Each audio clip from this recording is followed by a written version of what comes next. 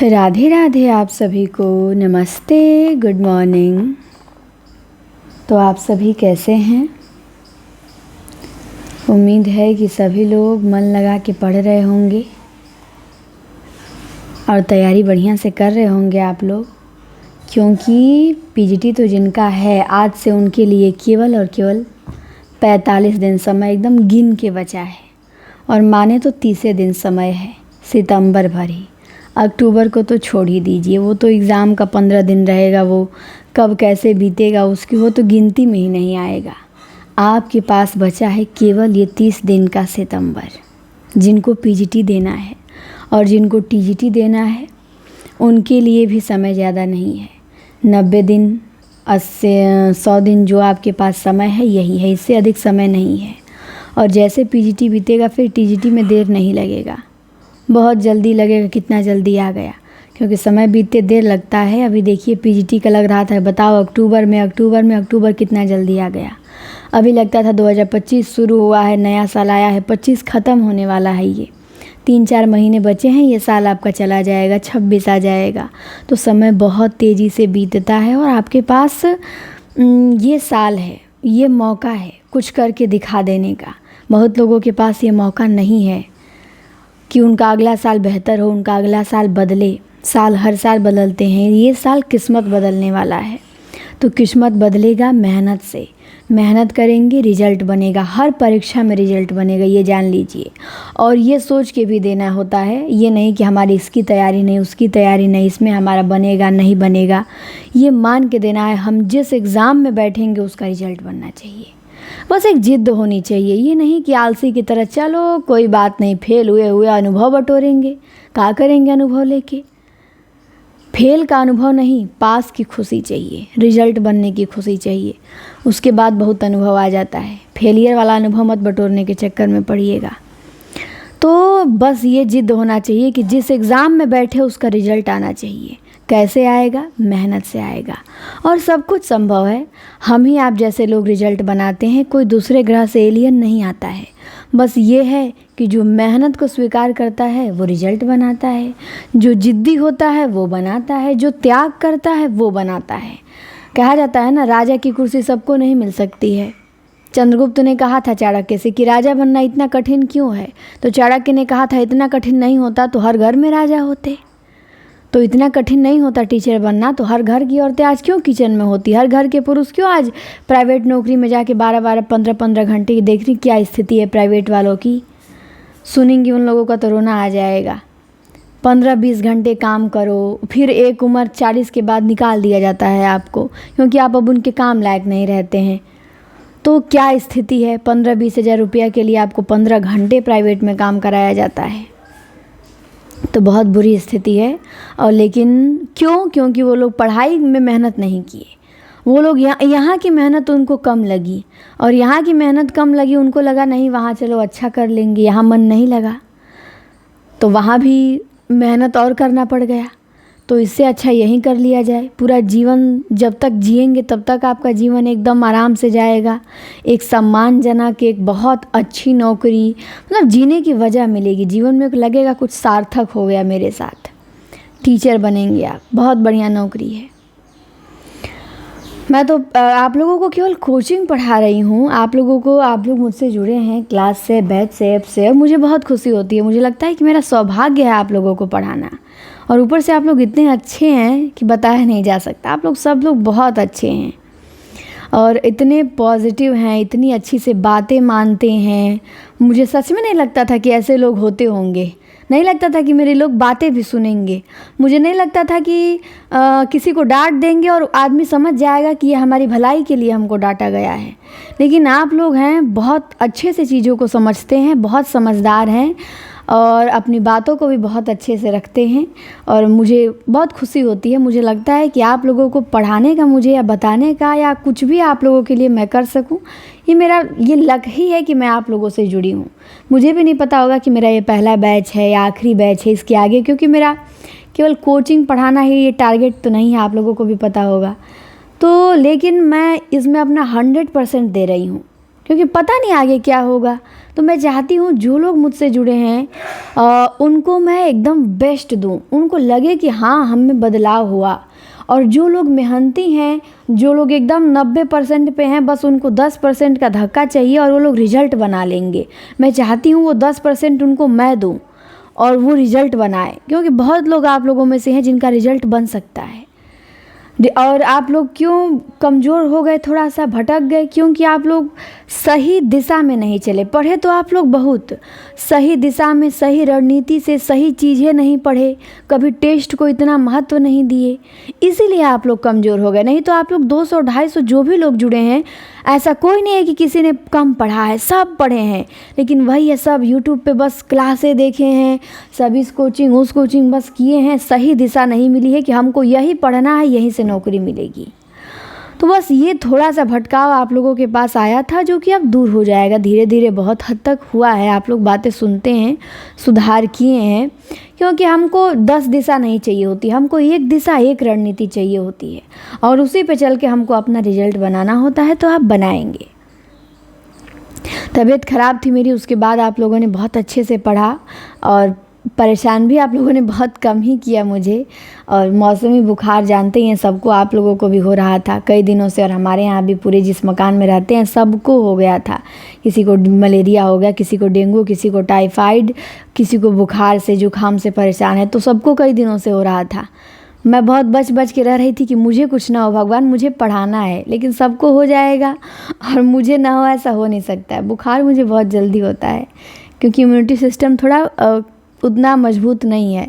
Immunity system जिसका ठीक होता है उनको कोई भी वायरल बीमारी जल्दी नहीं होती है, चाहे वायरल फीवर हो, चाहे कुछ भी हो। मुझे जो हो जाता है, और जब बुखार हो जाएगा तो सब कुछ तो आप कर लेंगे, पर आप बोल नहीं पाएंगे, ना आप बैठ पाएंगे। वही था, अभी हाथ पैर में बस जलन है, लेकिन दवा खा रही हूँ, आराम है। और कल से पढ़ाएंगे, क्योंकि मैं बीमार भी थी। तो आप लोग देखिए, मैं बिना वीडियो बनाए, बिना पढ़ाए, बिना बताए रहा ही नहीं जाता है, बेचैनी रहती है, बहुत गुस्सा आता है, मैं क्यों बीमार पड़ गई, मुझे क्या कितना बताना है, कितना करना है। 30-40 दिन समय है पीजीटी में, टीजीटी कितना नज़दीक आ रहा है, दिसंबर में समय नहीं है। तो बहुत चीज़ें दिमाग में चलती रहती हैं, ये करना है। और जब हो नहीं पाता है तो अपने पे आता है गुस्सा। तो मुझे करना है, बहुत कुछ करना है आप सभी के लिए, और जो जो एग्ज़ाम के लिए ज़रूरी है मैं वो सब करूँगी, सब कुछ करूँगी। आप लोग हमसे जुड़े, हमारे बैच से जुड़े, हमारे ऐप से जुड़े, तो केवल उतने का ही रिश्ता नहीं है कि आपने हमको फ़ीस जमा किया, नहीं।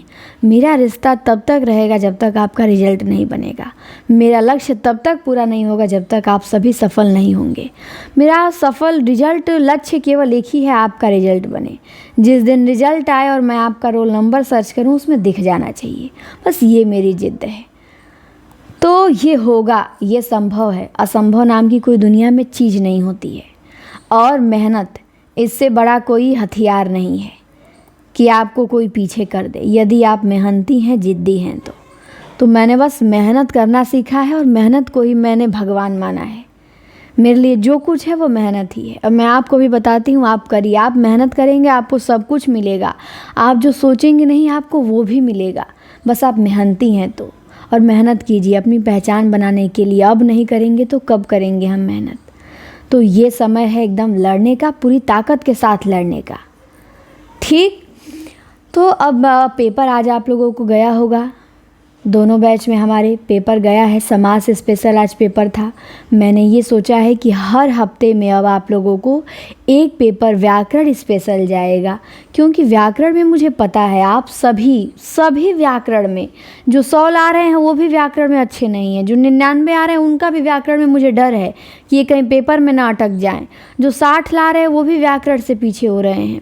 तो एक पेपर, और वासुदेव नंदन मैं अपने से कहती हूँ, आपको पढ़ने को तो आप पढ़ते हैं, लेकिन आपको लगता है कि तैयार हो गया, तो अब मैं वासुदेव नंदन से ही अब पूरी किताब का प्रश्न बना दूंगी पेपर तक। और हर हफ्ते आपको, आज जैसे 100 प्रश्न आपको समास का गया होगा, 100 समास का गया होगा, अगला पर्यायवाची का होगा, फिर विलोम का होगा, फिर संधि का होगा, फिर देशज विदेशज का होगा, फिर संज्ञा सर्वनाम का होगा, फिर वाक्य शुद्धि वर्तनी शुद्धि का होगा। तो ऐसे टॉपिक वाइज में व्याकरण के मिक्स टेस्ट तो रहता ही, उसमें व्याकरण के 20-25 क्वेश्चन आपको मिलते ही हैं मिक्स वाले में। एक स्पेशल व्याकरण का कराऊंगी जो कि आज गया होगा, बहुत अच्छा पेपर है, आप लोग देखिएगा, ईमानदारी से करिएगा और पेपर को तैयार कीजिएगा। ये होना चाहिए कि यदि इस पेपर में से एक भी प्रश्न मिल जाए, ये नहीं कि 125 में से 25 मैच करे, एक भी इसमें से मैच करे तो मेरा गलती नहीं होना चाहिए। तो पेपर को एकदम अपनी आत्मा का मान लीजिए कि मेरी आत्मा एकदम पेपर में बसनी चाहिए। टेस्ट पेपर में, टेस्ट पेपर को आप महत्व देना सीख जाएंगे, आप रिजल्ट बनाएंगे। ये बहुत बड़ी चीज़ होती है, टेस्ट पेपर बहुत बड़ी चीज़ होती है किसी भी एग्ज़ाम में रिजल्ट बनाने के लिए। चाहे आप पुलिस से लेके IAS अधिकारी तक पेपर ले लीजिए, आप किसी से पूछिएगा, सब कहेंगे जो पेपर का महत्व है वो किसी चीज़ का नहीं है। तो इसीलिए लगातार हम पेपर करा रहे हैं, बहुत मेहनत भी पड़ता है पेपर कराने को, पर मेहनत किस लिए? अब रिजल्ट बनाने के लिए नहीं होगा तो फिर एग्ज़ाम बाद थोड़ी मेहनत किया जाएगा। जो करना है एग्ज़ाम से पहले ही हमें करना होता है ना।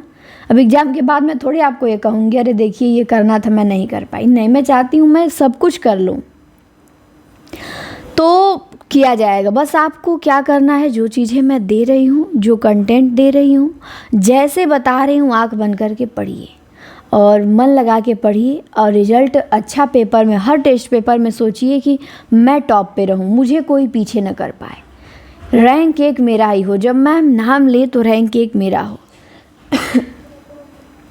मैं 100 में 100 करूँ, मैं 125 का पेपर है 125 करूँ, इतना जिद्द होना चाहिए आप में, और तो आप रिजल्ट बनाएंगे। और समय को मत देखिए, 30 दिन 40 दिन 60 दिन 100 दिन जो बचे हैं एकदम, अब मान लीजिए कि अब कोरोना हो गया है, हम क्वारंटाइन हो गए हैं, हमको निकलना नहीं है घर से बाहर जब तक पेपर ना हो जाए। तो आज मैं आप लोगों को, आज संडे था तो मैंने सोचा कि संडे है तो कुछ, अब आज भी मैंने सोचा था आराम करने के लिए बट रहा नहीं गया, मैंने सोचा चलो कुछ बनाया जाए, दिया जाए, क्योंकि मैं बहुत दिन से सोच रही थी पूरनचंद टंडन की बुक आप लोगों को कराने को, कि एक एक 2-2 वीडियो दे दे के मैं इस बुक को कंप्लीट करा दूं, क्योंकि इसमें ज़्यादा क्वेश्चन नहीं है, ना ज़्यादा मोटी ये बुक है और हर पार्ट से कम कम ही प्रश्न रखे गए हैं, तो इसको हम जल्दी कवर कर सकते हैं। तो मैंने सोचा था कि यदि मैं हफ्ते में 1-2 वीडियो भी पूरनचंद टंडन का आप लोगों को दूंगी तो आराम से एग्ज़ाम से पहले हम लोग इसे ख़त्म कर लेंगे। और आप लोग सोचेंगे इसको मैम क्यों करा रही हैं? इसके कराने के पीछे 2 रीज़न है। एक तो आप ये देखेंगे जो भी पहले के लोग हैं या जो भी आपको मिलेंगे यही कहेंगे कि ये बुक प्रैक्टिस कीजिए, बहुत अच्छी है। क्यों अच्छी है? क्योंकि ये पुराना संस्करण है, नया संस्करण भी इनका है मेरे पास, पर नए वाले में कुछ खास नहीं दिया है, नए वाले में ज़्यादा नई चीज़ें भर दिया है। तो ये पुराना है, इसको आप पढ़ेंगे आपके आसान प्रश्न बचेंगे। आसान प्रश्न बचाने के लिए पूरनचंद टंडन ज़रूरी है।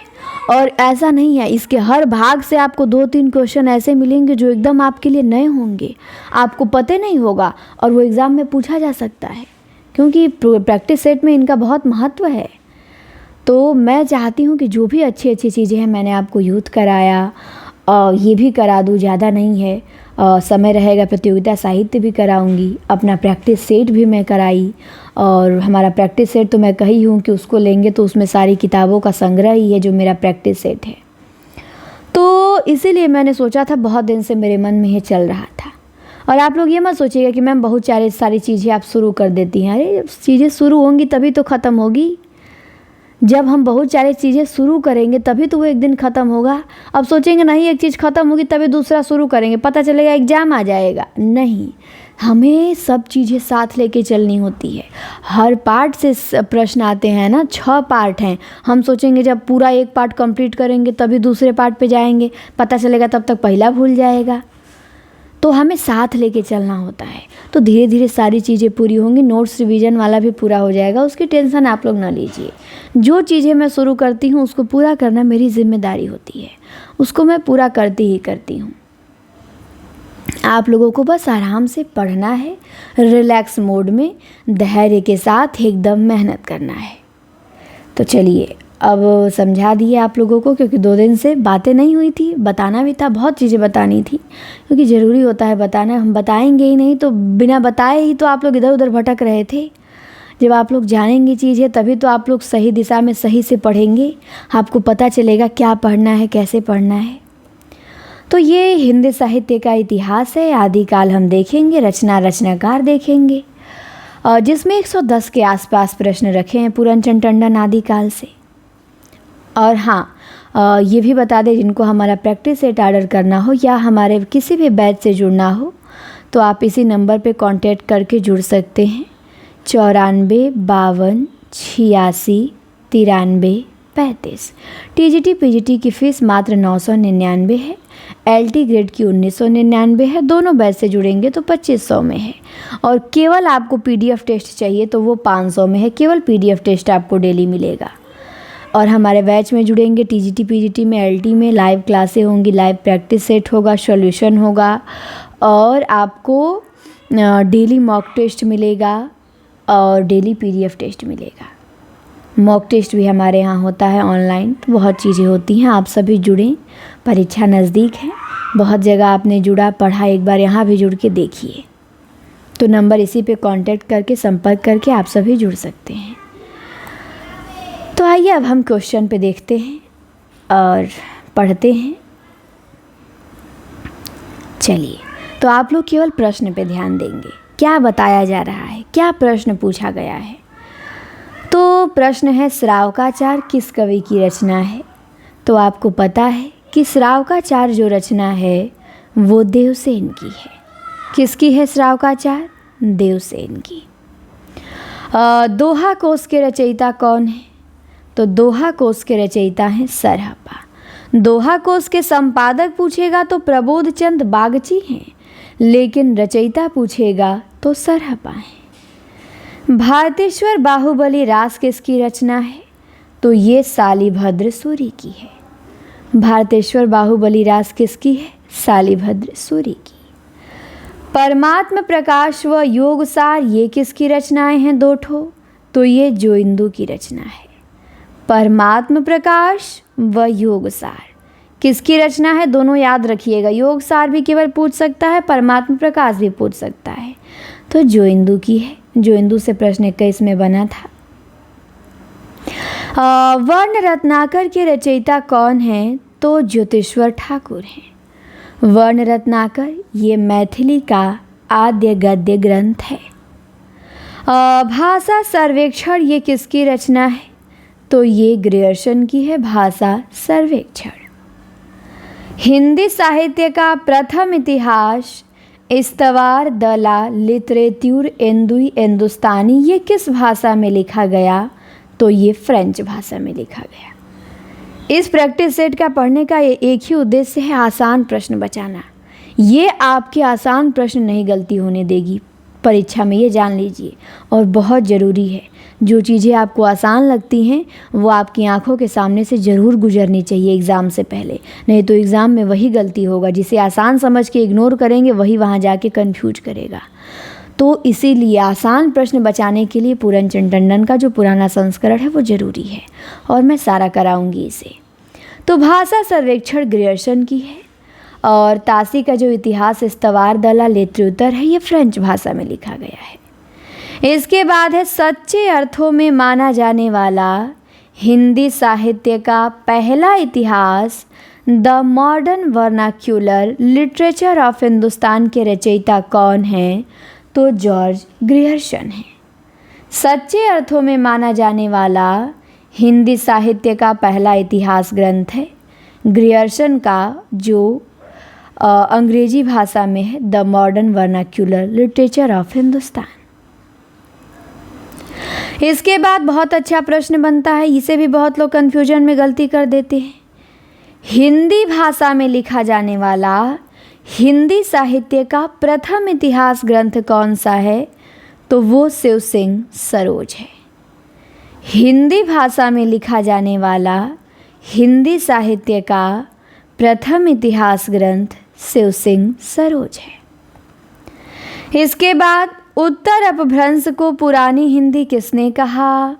तो उत्तर अपभ्रंश को पुरानी हिंदी कहा चंद्रधर शर्मा गुलेरी ने। सरहपा को हिंदी का पहला कवि किसने माना? तो राहुल सांकृत्यायन ने। सरहपा को हिंदी का पहला कवि माना राहुल जी ने। उक्ति व्यक्ति प्रकरण के रचयिता कौन है? दामोदर शर्मा है। उक्ति व्यक्ति प्रकरण दामोदर शर्मा। अपभ्रंश व्याकरण के रचयिता कौन है? तो हेमचंद हैं, ध्यान देंगे। अपभ्रंश व्याकरण के रचयिता हेमचंद हैं। इसके बाद है मिश्र बंधुओं द्वारा विरचित मिश्र बंधु विनोद कितने भागों में है? तो ये 4 भागों में है। मिश्र बंधुओं द्वारा रचित मिश्र बंधु विनोद कितने भागों में? 4 भागों में। वीर गाथा काल को संधि काल एवं चारण काल नाम किसने दिया? राम कुमार वर्मा ने दिया। वीर गाथा काल को संधि काल एवं चारण काल नाम दिया राम कुमार वर्मा ने, और चारण काल नाम दिया ग्रियर्सन ने, और संधि काल एवं चारण काल नाम दिया राम कुमार वर्मा ने। आसगु कवि की रचना कौन सी है? तो चंदन बाला रास है। प्रश्न बनेगा, चंदन बाला रास के रचयिता आसगु कवि हैं। नेमिनाथ रास के सुमतिगढ़ हैं। स्थूलभद्र रास के जिन धर्मसूरी हैं। चर्यापद के सब्रपा हैं। अगला प्रश्न है पौम चर्यु। पौम चर्यु के रचयिता कौन हैं? तो पौम चर्यु के स्वयंभू हैं। शब्दानुशासन के रचयिता कौन हैं? तो शब्दानुशासन के हेमचंद हैं। पाहुड़ दोहा किसकी रचना है? तो पाहुड़ दोहा मुनि राम सिंह की है। पाहुड़ दोहा किसकी रचना? राम सिंह की। प्राकृत पैंगलम किस कवि की रचना है? तो ये लक्ष्मीधर की है। प्राकृत पैंगलम किस कवि की रचना है? लक्ष्मीधर की है। रय कुमार चर्यु के रचनाकार कौन हैं? तो रय कुमार चर्यु के पुष्पदंत हैं। रय कुमार चर्यु के रचनाकार पुष्पदंत हैं। जय मयंक जस चंद्रिका, इसके रचयिता कौन है? तो इसके रचयिता हैं मधुकर कवि। जय मयंक जस चंद्रिका के रचयिता मधुकर कवि हैं। उपदेश रसायन रास के रचयिता कौन है? तो इसके जिन दत्त सूरी हैं। उपदेश रसायन रास के जिन दत्त सूरी। और जय मयंक जस चंद्रिका के मधुकर कवि, और रय कुमार चर्यु पुष्पदंत का, प्राकृत पैंगलम लक्ष्मीधर का, पाहुड़ दोहा राम सिंह का, शब्दानुशासन हेमचंद्र का। आगे आते हैं अगले पेज पे। कुमार पाल प्रतिबोध के रचयिता कौन है? पहला विकल्प देखिए हेमचंद दिया है कंफ्यूज करने के लिए, क्योंकि हेमचंद का कुमार पाल चरित है तो कंफ्यूज में लोग गलती कर देंगे, इसलिए हेमचंद को रखा है।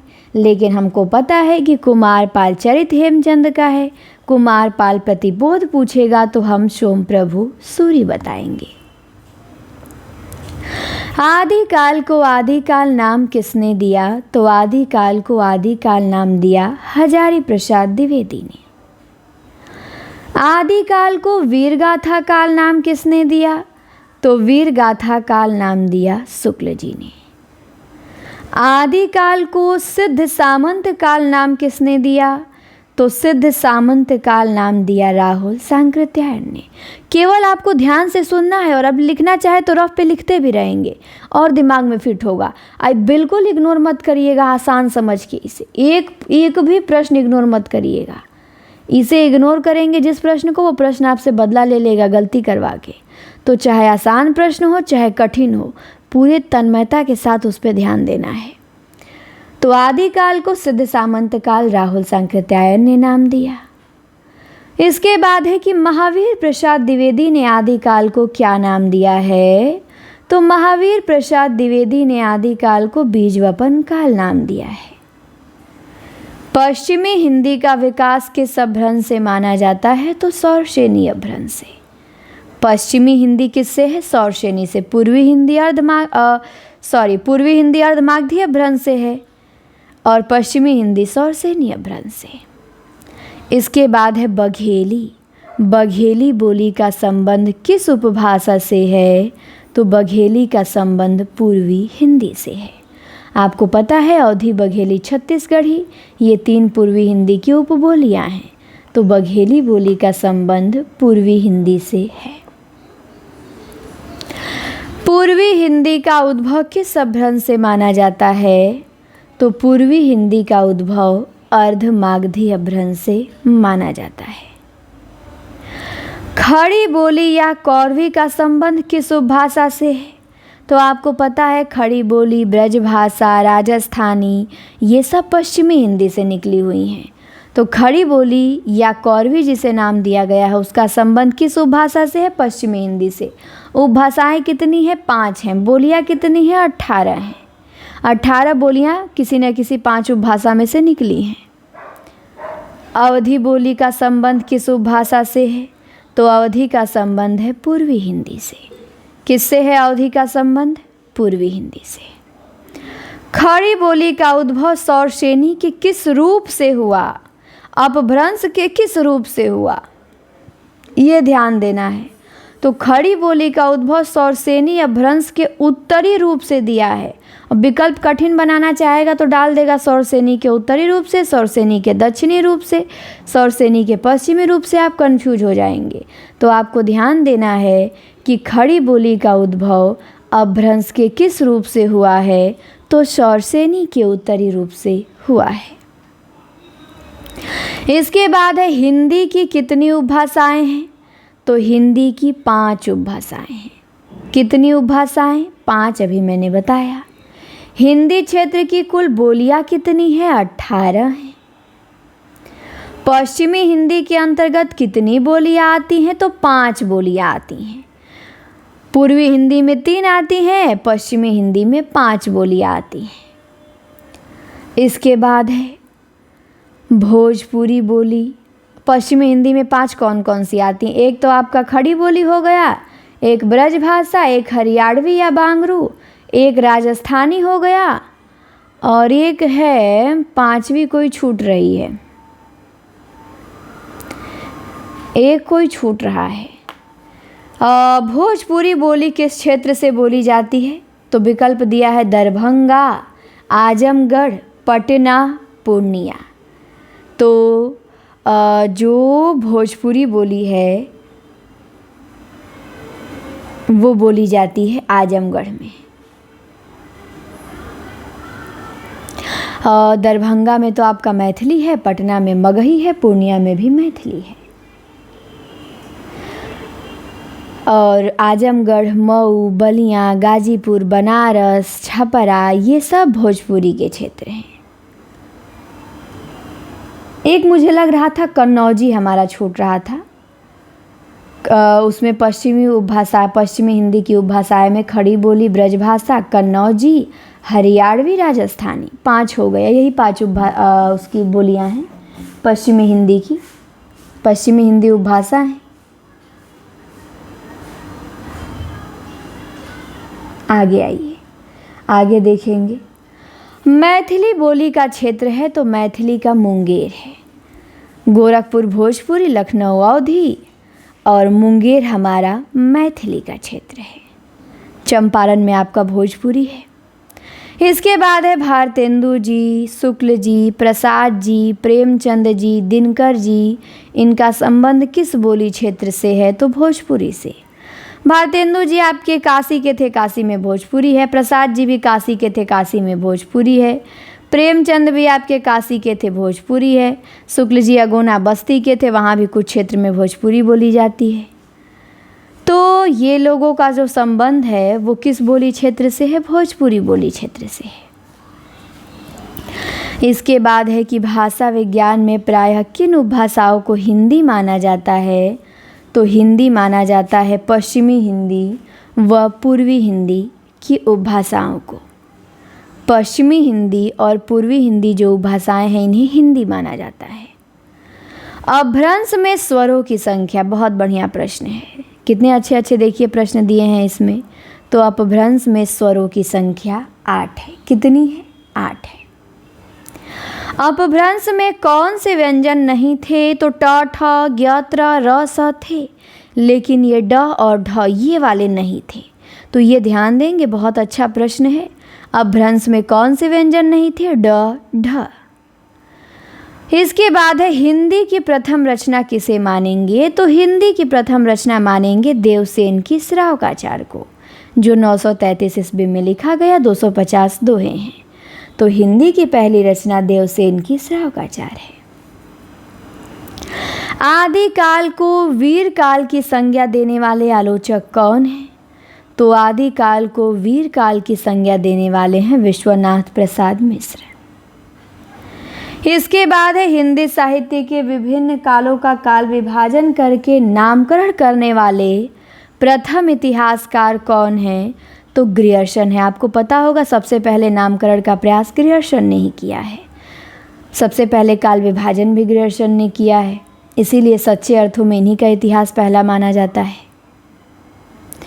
इसके बाद है संदेश रासक खंड काव्य है, इसके रचयिता कौन है, अब्दुल रहमान है। संदेश रासक खंड काव्य के रचयिता अब्दुल रहमान। खुमान रासों के रचनाकार दलपति विजय हैं। और निम्न में से कौन सा रासो काव्य आलखंड नाम से प्रचलित है, तो परमाल रासो। परमाल रासो किस नाम से प्रचलित है, आलखंड नाम से। परमाल रासो का आलखंड नाम से 1865 में फर्रुखाबाद के तत्कालीन कलेक्टर चार्ल्स एलियट ने आलखंड नाम से प्रकाशित करवाया था।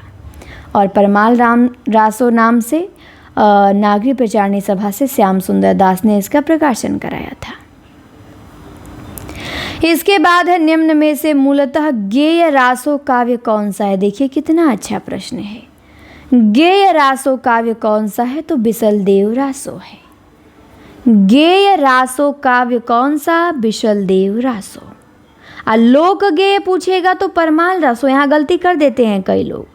लोक गेय परमाल रासो और केवल गेय काव्य है बिसलदेव रासो। परमाल रासो के रचयिता जगनीक हैं। आगे आते हैं। पृथ्वीराज रासो के नागरिक प्रचारणी सभा काशी का जो संस्करण, जो कि 4 संस्करणों में सबसे बड़ा है, उसके अनुसार इसमें कितने समय या खंड हैं, तो पृथ्वीराज रासो में 69 समय हैं। कितने समय हैं, 69। ध्यान देंगे। पृथ्वीराज रासो को प्रामाणिक मानने वाले विद्वान कौन से हैं, तो श्याम सुंदर दास प्रामाणिक मानते हैं। शुक्ल जी, बुलर, ये सब तो अप्रामाणिक मानते हैं। याद रखिएगा, पृथ्वीराज रासो को प्रामाणिक कौन मानता है, कौन अप्रामाणिक मानता है, कौन अर्ध प्रामाणिक मानता है, यह आपकी जबान पे रटा होना चाहिए, इसमें कोई कन्फ्यूजन नहीं। तो पृथ्वीराज रासो को श्याम सुंदर दास प्रामाणिक मानते हैं। पृथ्वीराज रासो को सर्वथा अप्रामाणिक मानने वाले विद्वान कौन हैं, तो अप्रामाणिक मानने वाले शुक्ल जी हैं। शुक्ल जी के अनुसार हिंदी के पहले कवि कौन हैं, तो शुक्ल जी के अनुसार हिंदी के पहले कवि चंद बरदाई हैं, महाकवि। शुक्ल जी के अनुसार हिंदी के पहले महाकवि चंद बरदाई हैं। कवि तो सरहपा हैं, महाकवि हिंदी में पहले महाकवि सर्वमान्य चंद बरदाई ही है, और पहला महाकाव्य भी उनका पृथ्वीराज रासो ही है। शुक्ल जी के अनुसार हिंदी का प्रथम महाकाव्य कौन सा है, तो पृथ्वीराज रासो है। रड़मल छंद काव्य के रचयिता कौन है, तो रड़मल छंद के श्रीधर है। रड़मल छंद काव्य के रचयिता कौन है, श्रीधर है। जयचंद प्रकाश किसकी रचना है, तो जयचंद प्रकाश ये भट्ट केदार की है। जयमयंक जस चंद्रिका मधुकर कवि का और जयचंद प्रकाश भट्ट केदार का। आगे आइए, अब कुछ पंक्तियां हैं जो बड़ी इंपॉर्टेंट हैं, कथन है, इनको देख लीजिए। जैसे पंक्ति है, पुरुष कहाड़ी हौ कहूँ जसु पथावे पुन्नु, ये किसकी है, तो विद्यापति की है। आंसर पे टिक लगा है, उससे आप लोग परेशान नहीं होंगे और ये मत सोचिएगा कि मैम ने लगा दिया होगा कि आसानी रहेगा पढ़ाने में, नहीं। जब किताब मेरे पास नई नई आई थी पहले बार, तो मैं इसको पढ़ रही थी और उस समय बहुत जोश था पढ़ने का, सारा ट्रिक लगाती चली गई पढ़ते पढ़ते। तो ये ट्रिक 3-4 सालों का लगा हुआ है, अभी का नहीं लगा है, क्योंकि 3-4 साल पहले मेरे पास ये बुक थी। जब इसको मैं ली थी, इलाहाबाद से मंगाई थी, वहीं से लिए थे तो उसी समय अभी पता नहीं था कि पढ़ाना पड़ेगा तो ट्रिक लगाना है, नहीं लगाना है, तो ट्रिक लगा दी। आगे कहीं न, जैसे गद्य विधाओं में नहीं लगाए हैं ज़्यादा ट्रिक, लेकिन शुरुआत में आदिकाल भक्तिकाल इसमें लगा दिए हैं, तो इससे कुछ इफेक्ट नहीं पड़ेगा, क्योंकि आप लोगों को रिवीजन करना है ना। आप लोगों को मैं बता रही हूँ, ध्यान से सुनना है। नहीं तो कुछ लोग ऐसे भी होते हैं, कमेंट करने लगेंगे कि मैम सोचिए टिक लगा देंगे तो आसान से उनको उत्तर दिख जाएगा। अरे नहीं, ये सब प्रश्न रटे हुए हैं, इनके लिए उत्तर की ज़रूरत नहीं पड़ेगी मुझे। लेकिन ट्रिक लग गया है तो अब उसको कौन मिटाने जाए, कहाँ से नई किताब खरीदें फिर। तो इसीलिए मैंने सोचा इसी से पढ़ाते हैं। पढ़ने वाले पढ़ेंगे, बहुत अच्छे से पढ़ेंगे, उनको पता होगी इस क्लास की वैल्यू, इस वीडियो की वैल्यू, कि कितने सही समय पे उन्हें ये चीज़ मिल रही है, उन्हें ज़रूरत है। अब एग्ज़ाम नज़दीक है, आसान चीज़ें, मैंने कहा था ना आसान चीज़ें आपका मैं गलती नहीं होने दूँगी, और ये पुस्तक आपकी आसान चीज़ें गलती होने से बचाएगी। तो ये जो पंक्ति है, पुरुष कहाड़ी हव कहो जसु पथावे पुण्य, किसकी है? विद्यापति की है। इसके बाद एक कथन है, ये किसका है? आध्यात्मिक रंग के चश्मे आजकल बहुत सस्ते हो गए हैं, उन्हें चढ़ा के जैसे कुछ लोगों ने गीत गोविंद के पदों को आध्यात्मिक बताया है, वैसे ही विद्यापति के इन पदों को भी। तो ये कथन किसके लिए कहा गया है? ये शुक्ल जी के लिए कहा। शुक्ल जी ने कहा है कि आध्यात्मिक रंग के चश्मे आजकल बहुत सस्ते हो गए हैं, जिन्हें चढ़ा के कुछ लोगों ने गीत गोविंद के पदों को आध्यात्मिक संकेत बताया है।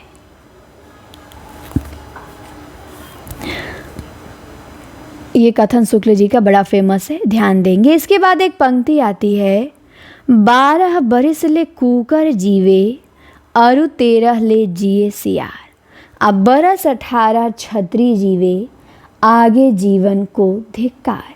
ये पंक्ति किसकी है? तो ये जगनिक की है कि 12 बरस ले कूकर जीवे अरु 13 ले जिए सियार, परमाल रासों से जगनिक का।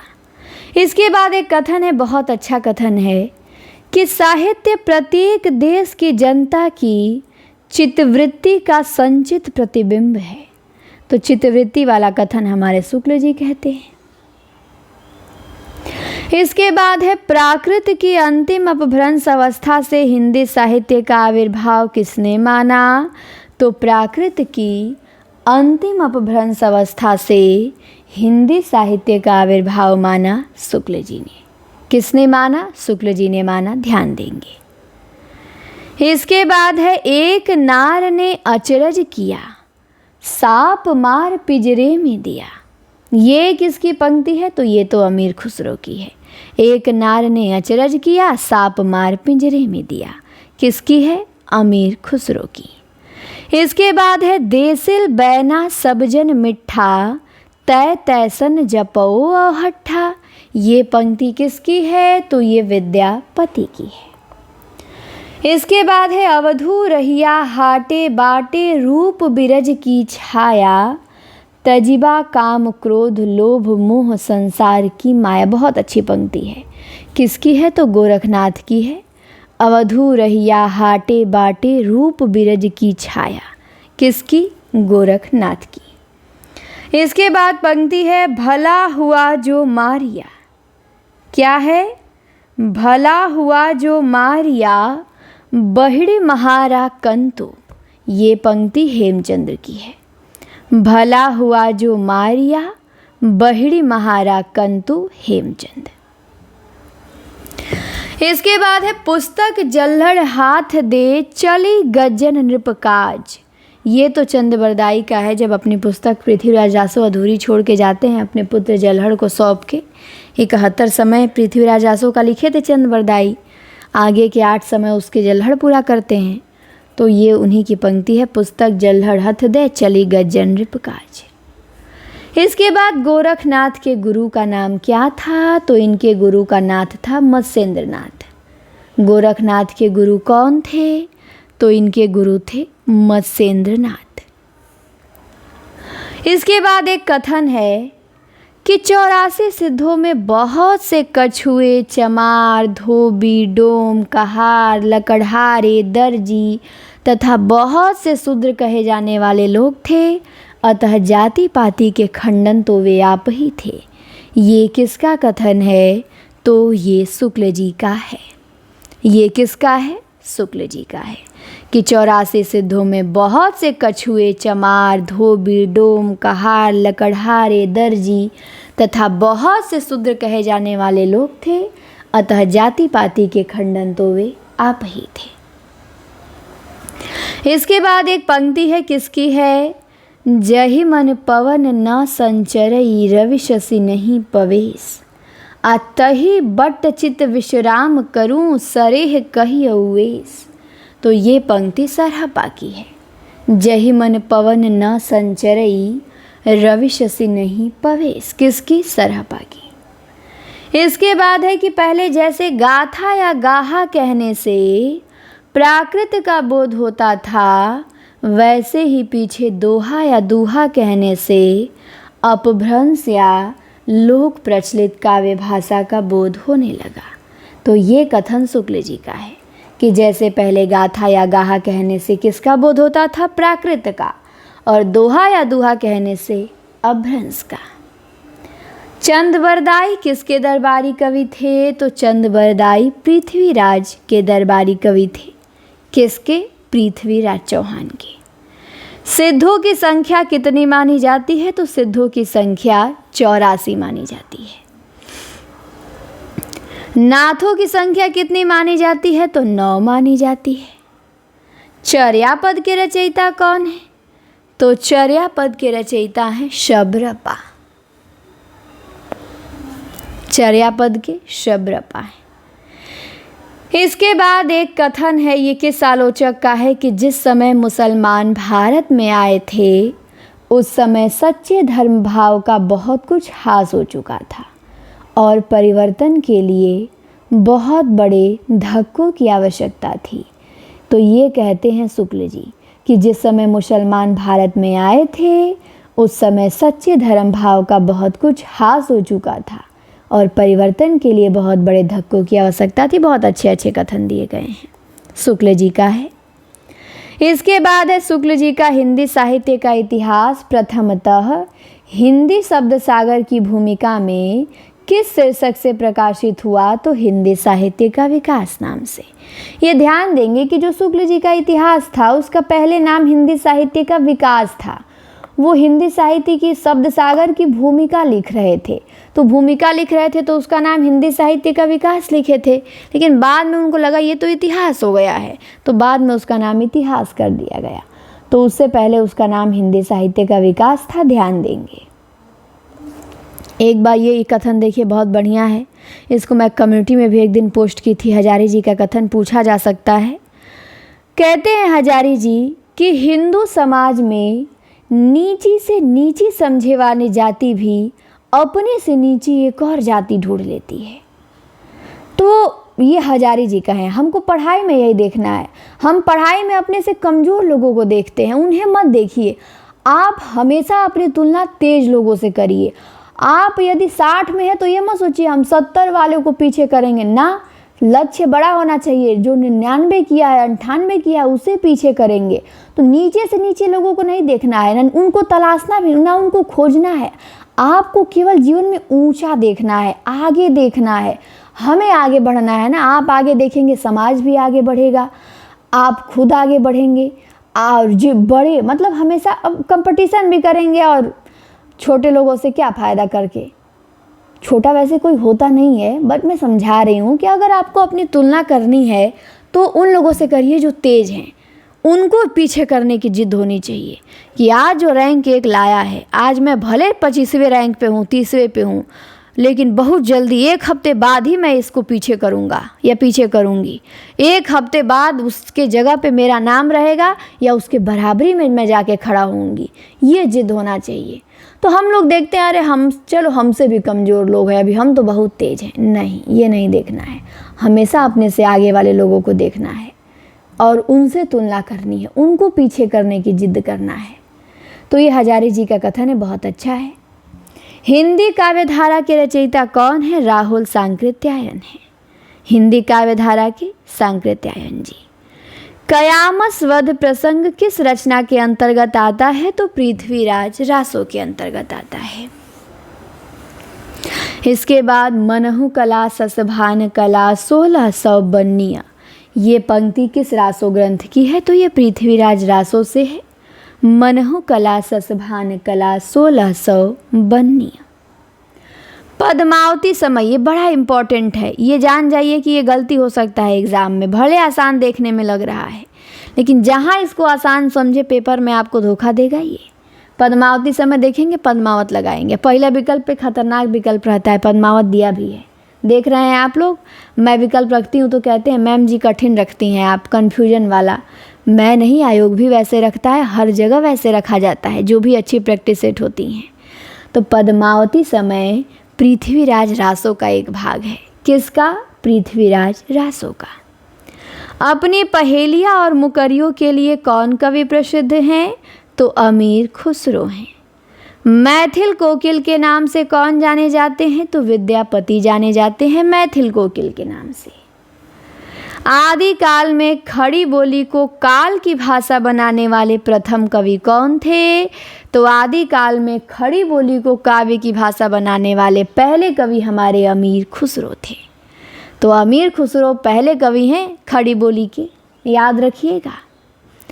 ढोला मारूरा दूहा, इसकी नायिका का नाम क्या है? तो इसकी नायिका है दमयंती, मारवाड़ी, शकुंतला, राधा। नहीं, मारवाड़ी। ढोला मारूरा दूहा का नायक ढोला है, नायिका मारवाड़ी है। मारवाड़ी जब 1.5 वर्ष की रहती है, ढोला 3 वर्ष का रहता है। इन दोनों का विवाह हो जाता है, बाद में अलग हो जाते हैं। जब ढोला बड़ा होता है तो उसका विवाह मालवड़ी से हो जाता है। बिसलदेव रासो की नायिका का नाम, बहुत अच्छा प्रश्न है। तो बिसलदेव रासो की नायिका राजमती है। नरपति नाल की रचना है, 1155 ईस्वी में लिखा गया है और नायिका राजमती। रेवंत गिरी रास के रचयिता कौन हैं? तो विजय सेन सूरी हैं। रेवंत गिरी रास के रचयिता विजय सेन सूरी हैं।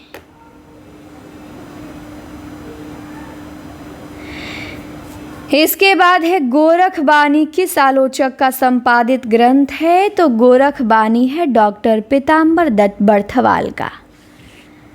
दोहा कोश के संपादक प्रबोध चंद बागची हैं और हिंदी काव्य धारा के राहुल सांकृत्यायन हैं और गोरखबानी के पीताम्बर दत्त बर्थवाल हैं। ध्यान देंगे, गोरखबानी के संपादक पीताम्बर दत्त बर्थवाल हैं।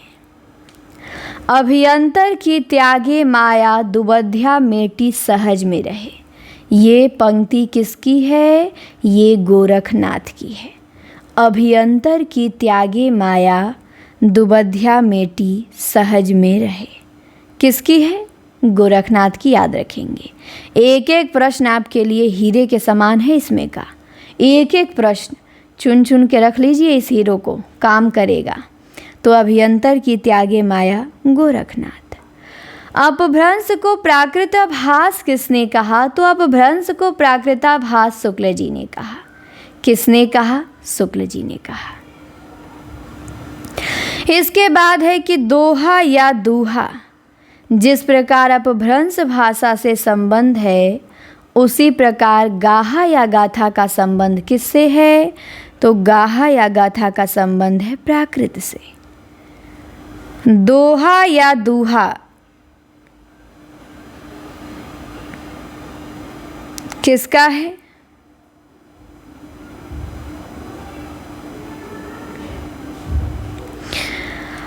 दोहा या दूहा का संबंध अपभ्रंश से है और प्राकृत का गाथा या गाहा का संबंध प्राकृत से है। ध्यान देंगे। इसके बाद गाथा सप्तशती, ये किस भाषा में लिखी गई है? तो ये प्राकृत भाषा में लिखी गई है, संस्कृत में नहीं लिखी गई है। ट्रिक पे आप लोग मत जाएंगे। गाथा सप्तशती कवि हाल ने लिखा है, किस भाषा में लिखा है? प्राकृत भाषा में। आर्या सप्तशती संस्कृत में है ना, गाथा सप्तशती प्राकृत भाषा में है, हाल कवि ने लिखा है, बिहारी सतसई से प्रभावित है। किस विदेशी विद्वान ने हिंदी व्याकरण सबसे पहले लिखा? तो जोसुआ केटलर ने लिखा। सबसे पहले हिंदी व्याकरण जोसुआ केटलर ने लिखा। विजयपाल रासो के रचयिता कौन हैं? तो विजयपाल रासो के नल सिंह हैं। सहजयान के प्रवर्तक कौन हैं? सरहपा हैं। 84 सिद्धों में प्रथम सिद्ध कौन थे? तो 84 सिद्धों में पहले सिद्ध सरहपा थे। सर्वाधिक चरित काव्य किस साहित्य के अंतर्गत रचे गए हैं, ध्यान देंगे। सबसे अधिक चरित काव्य लिखे गए हैं वो जैन साहित्य के अंतर्गत। किसके अंतर्गत? जैन साहित्य के अंतर्गत। करकंड चरित किसकी रचना है? तो कनकामर मुनि की है। करकंड चरित कनकामर मुनि की।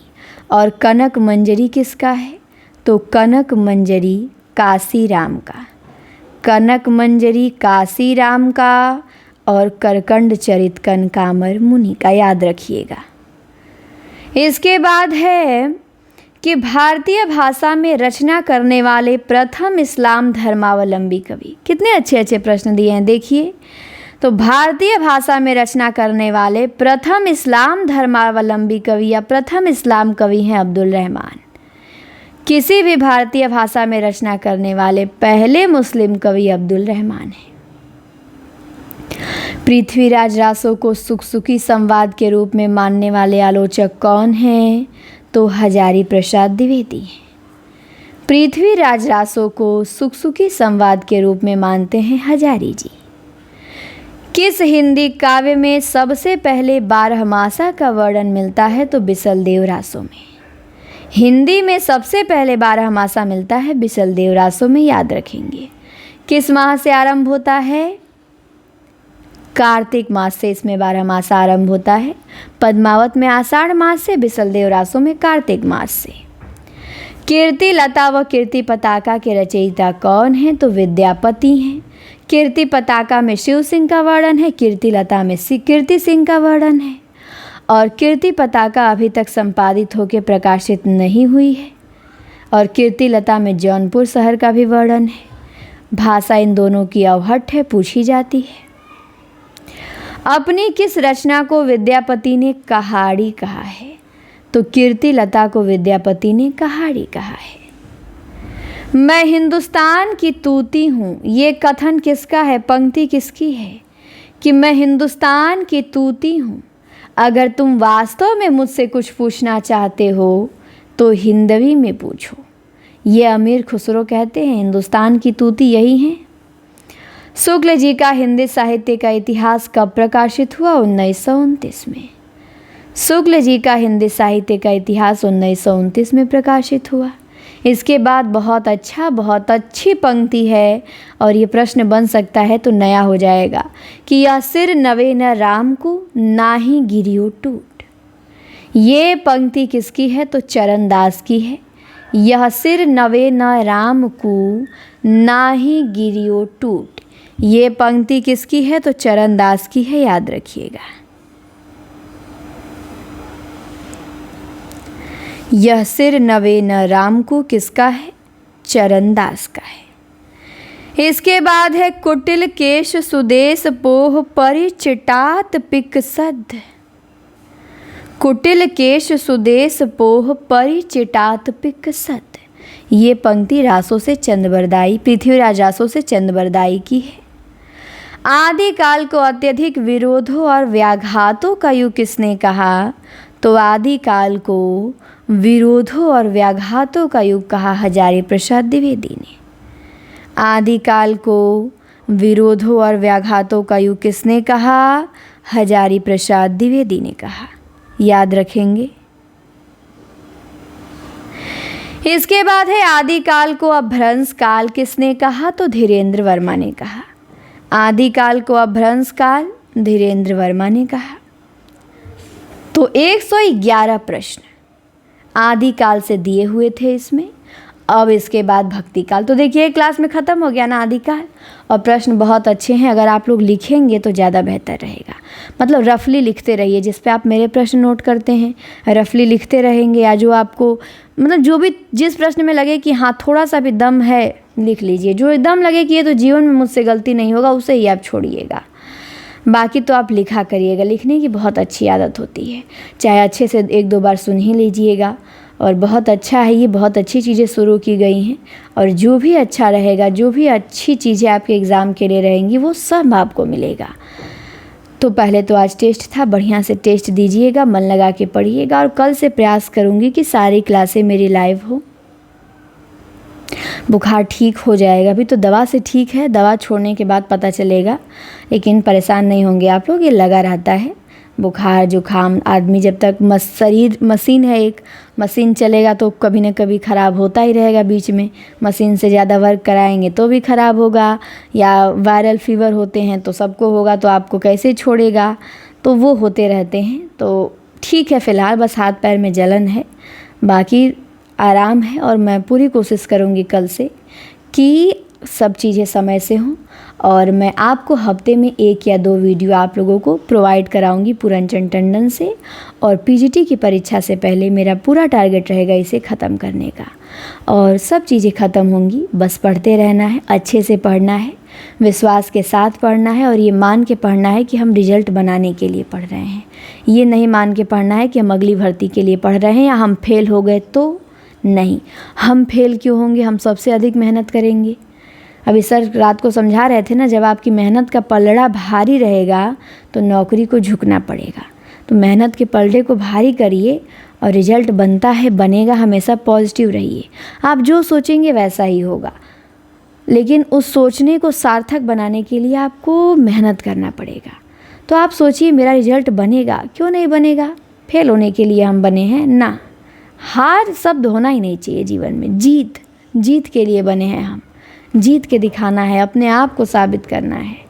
और एक ही जीवन मिलता है, जो करना है कर लीजिए। और इस जो अटेम्प्ट आपका चाहे पहला हो चाहे आखिरी हो, ऐसे पेपर दीजिए, ऐसे मेहनत कीजिए जैसे कि इसके बाद अब आपको देना ही नहीं है। इसी में आपको रिजल्ट बनाना है, चाहे 30 दिन हो, चाहे 40 दिन हो, चाहे 10 दिन हो, एकदम जूझ के पढ़िए।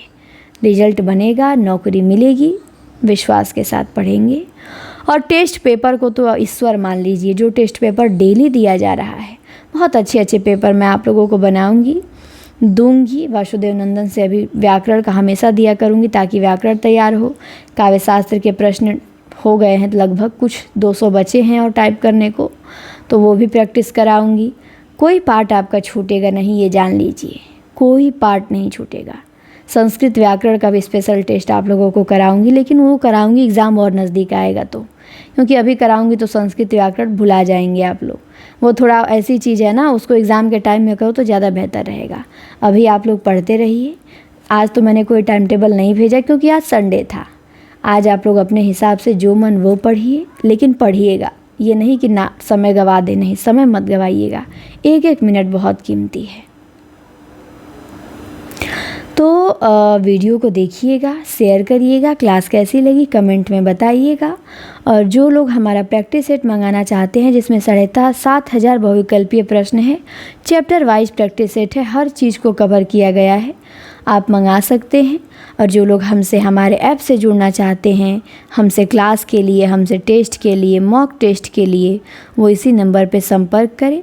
और जो लोग जुड़े हैं अपने दोस्त मित्र सभी को बताएं, ताकि सब लोग जुड़ें। और क्योंकि बहुत लोगों के पास ये जानकारी ही नहीं पहुंच पाती है। कई लोग कॉल करते हैं, कहते हैं मैम अचानक शॉर्ट वीडियो में मैंने आपका देखा, मैम मैं इसी की तो तलाश में थी कि कोई डेली पेपर, डेली टेस्ट और अच्छे से हमें गाइड करे, लेकिन हमें मिल नहीं रहा था। और शॉर्ट वीडियो से देख के लोग जुड़ जाते हैं, जो हमसे यूट्यूब पे जानते भी नहीं हैं, क्योंकि लोग जानते हैं पेपर का महत्व क्या है, अच्छी गाइडेंस का इस समय महत्व क्या है। क्योंकि इस समय आपका एक भी मिनट ख़राब नहीं जाना चाहिए, हर मिनट आपकी सफलता की ओर जाना चाहिए। अब आप लोगों ने, मैं हमेशा यही सोचती हूँ कि आप लोगों को अच्छी चीज़ें दिया जाए, हर समय मैं आपको पढ़ाई से जुड़ी रहूँ। मैं दवा खाई, दवा का वीडियो बनाई थी।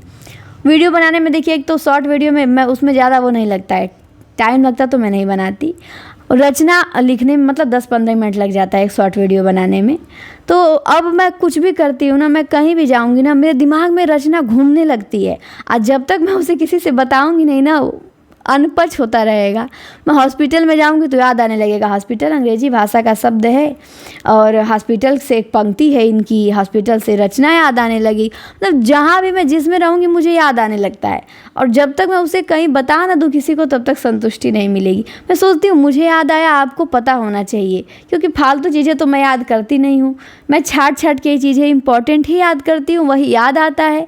तो मुझे लगता है चलो बता दो, तो इसलिए मैंने उसको बनाया था, बताया था। आप लोगों ने कहा, दवाई खा रही थी तो मुझे याद आया कि अरे दूध और दवा तो मैंने नई कहानी में मार्कंडे की कहानी पढ़ा था, फिर दवा की मेरे पर्ची पे लिखा था दर्द एवं बुखार की दवा, तो अब मैं दर्द देखा तो मुझे याद आने लगा कि अरे दर्द के पैबंद उपन्यास प्रभाकर माचवे का है। अब बुखार से बुखार कहानी निर्मल वर्मा की याद आने लगी, तो वो मैं बना देती हूँ। मैं सोचती हूँ कि आपका एक गाना सुनेंगे, थोड़ा मनोरंजन भी हो जाएगा, और देखेंगे तो शायद रचना भी आपके दिमाग में घुस जाएगी, अरे ये भी कोई रचना है, और आपको थोड़ा पढ़ने में और मन भी लगेगा कि देखो मैम हर चीज़ से, हर तरह से हमको पढ़ाने में लगी हैं, तो हमको भी फ़र्ज़ बनता है तैयार करने का। तो मेरा यही मोटिव रहता है कि हर दिन कुछ ना कुछ नया, अलग, स्पेशल आप लोगों को दूं, और हर स्थिति में आपको मैं पढ़ाई से जुड़े रहूं, चाहे कुछ भी हो, फालतू आपका टाइम मैं एक भी मिनट नहीं जाने दूं। हर चीज़ में मेरी पढ़ाई होती है, हर चीज़ में। तो मैं वही चाहती हूँ कि आप लोगों का भी वही हो, समय नुकसान न जाए और मन लगा के आप सभी पढ़ें। और आप लोग जो लोग नहीं जुड़े हैं जुड़िए, और जो लोग जुड़े हैं अपने मित्रों को बताएं, सभी लोग जुड़े। जुड़ने से थोड़ा मोटिवेशन रहता है, लगता है हम अच्छा कर रहे हैं, लोग जुड़ रहे हैं, और जो भी जुड़ेंगे वो कभी निराश नहीं होंगे, हमेशा सकारात्मक रिजल्ट आपको मिलेगा हमारे यहाँ से। तो अब इसका भक्ति काल का वीडियो आने वाला है, देखते हैं। अब जितना आप इसको जल्दी शेयर करेंगे अगला वीडियो आएगा। और ऐप पे जुड़िए, प्रतियोगिता साहित्य भी मैं कराऊंगी, बहुत चीज़ें ऐप पे मैं कराऊंगी, इसे भी देखेंगे। कुछ क्लासें रहेंगी यूट्यूब पे, फिर ऐप पे आ जाएगा। तो ऐप से आप सभी जुड़ जाएंगे जल्दी से, देर ना करें, क्योंकि अब देर करेंगे तो फिर परीक्षा आ जाएगी, फिर क्या फ़ायदा। और जो लोग जुड़े हैं मन लगा के पढ़िए। तो अब बड़ा वीडियो तो कोई नहीं आ पाएगा, क्योंकि आज के लिए मैंने पर्याप्त बोल दिया, अब इससे अधिक नहीं बोल पाऊँगी। शॉर्ट वीडियो प्रयास करूँगी देने का आप लोगों को। शॉर्ट वीडियो में कुछ व्याकरण का आज मैंने सोचा है बनाने के लिए आप सभी के लिए, तो शॉर्ट वीडियो मिल सकेगा। और मन लगा के पढ़िएगा, टेस्ट अच्छे से दीजिएगा, ईमानदारी से दीजिएगा, और ध्यानपूर्वक प्रश्नों को पूरा पढ़ के ही जवाब लगाइएगा, घबराहट में नहीं लगाइएगा। और कितना भी कमज़ोर हैं, विश्वास रखिए आगे बढ़ने का, और जो आगे हैं वो अपने पद पे टिके रहें, उनको कोई हिला ना पाए, मेहनत कीजिए। और आप सभी को बहुत बहुत धन्यवाद इतने प्यार के लिए, और पढ़िए। मिलते हैं अगली क्लास में। ओके।